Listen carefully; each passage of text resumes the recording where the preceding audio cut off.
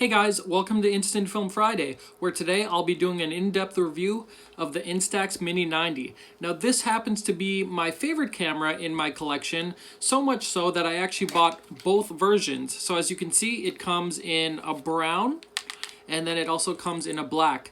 Now, I keep monochrome film in the brown just for creative shots, and I keep color film in the black just so I can differentiate what I want to do when I take them out shooting.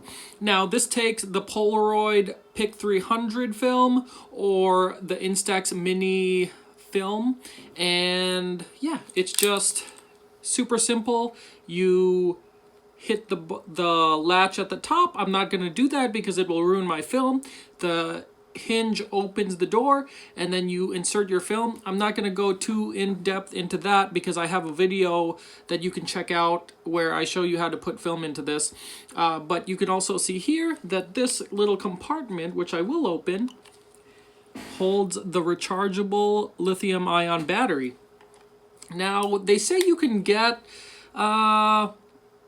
10 film packets out of one battery charge. I have not tried that out. 10 film packets ends up being 100 exposures, so that's a lot to test out and a waste of money if you're not going to use all of them. So that is a little overview. On the front, you have your shutter button right here. You have the power switch, which you flick on and extends the lens. Can turn it back off. As you can see from this view, there's also a shutter button on the top if you're going to be taking landscape photography. What else? There are loops on the side for your strap. And then one thing also to note, the flash is right there, and also one thing that I found super helpful that you guys might is actually if you turn the ring of the lens, you can cycle through the settings on the back, which I will show you in a sec. On the back, there is a macro mode. There is a lighten and darken feature, which gives you 2 steps of lightening and 2 steps of darkening, which I will show you in a sec. There is a self-timer feature, a flash on and off button, and then there's also a mode button to cycle through different settings. So I'm going to turn it on. And the light sensor is right here. On the back, if you look at the LCD, if you hit the mode button multiple times, if you hit the button twice, it has party mode, which you can then use the front.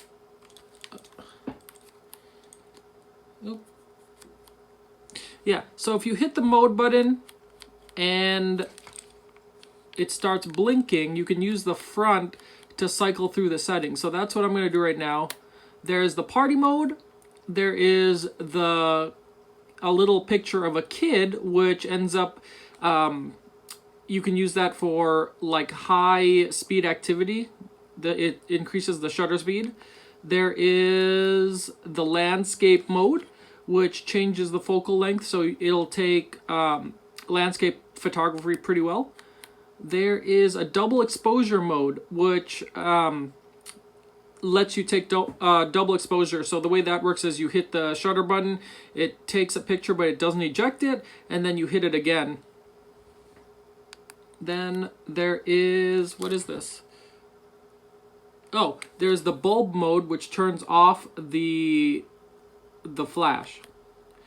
So as you can see, I am cycling through that using the front lens. But if you hit the different buttons, let's see this. You can also get to different features. So if you hit this flash symbol, you get the flash on, you get the flash with a little eye, which is the red eye reduction, you get the flash off, and then there's nothing. Then you have the self-timer feature, which I think gives you 10 seconds. There is a self-timer ×2. which does 2 exposures. One thing to note about that is it waits 10 seconds, takes a picture, it ejects it, then waits another 10 seconds, and then ejects a second picture. So once the first picture ejects, don't leave your spot. And then there's off. And then this is what I was talking about. There's a lighten plus, a darken. Oh, I guess it's only 1 step darkening, 2 steps lightening. And then you have the macro version. So with different features, this is the front of the lens with no features on. If I press the macro button, as you can see, it readjusts itself to compensate for the closeness of your macro shot. And that's the same with like the landscape. It adjusts it itself. Now, one thing I really want to stress with this camera is this is not a beginner camera. If you want something that is quick and run and gun that you can take on the go that has automatic light sensing, you want to grab something like the Instax Mini 9 or the Polaroid Mio that I've been using, you can check that out in my other videos. This is made more for creative control with your shots. So on the bottom there's a tripod mount which you can put and use your self-timer feature, but this really is made for creative shots where you can mess with double exposure, which you don't really have the option in the Mini 9 or the Polaroid Mio. You can turn on and off the flash, which some cameras automatically just always use the flash. There's the macro. One thing I really like is it has a built-in macro, so you don't have the need for an external lens like you do with the Mini 9. Now, if you're comfortable with the concepts of photography and instant photography, this is a great camera to take because once you get used to the settings, it's super easy to just go and do what you want to do. But if you're new to the instant photography world, I would not suggest getting this camera till you get used to the settings, mainly because there is a little bit of a learning curve when it comes to sensing light and what you want to do. Instant photography is notoriously bad with low light situations, even when you're in a bright room. So sometimes you're going to want to gauge a room and use your lighten feature or your lighten plus feature. Or if you're out on a sunny day, you don't want a picture to be overblown, so you're going to want to use your darkening feature. But that all is intuitive. You're going to want to practice and learn what settings work best in what situations.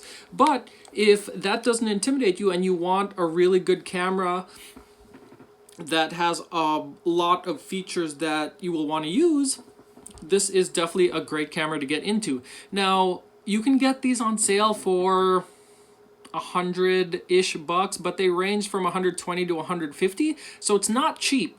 You definitely want to be comfortable with the concept of photography and instant photography before you spend that much money on something.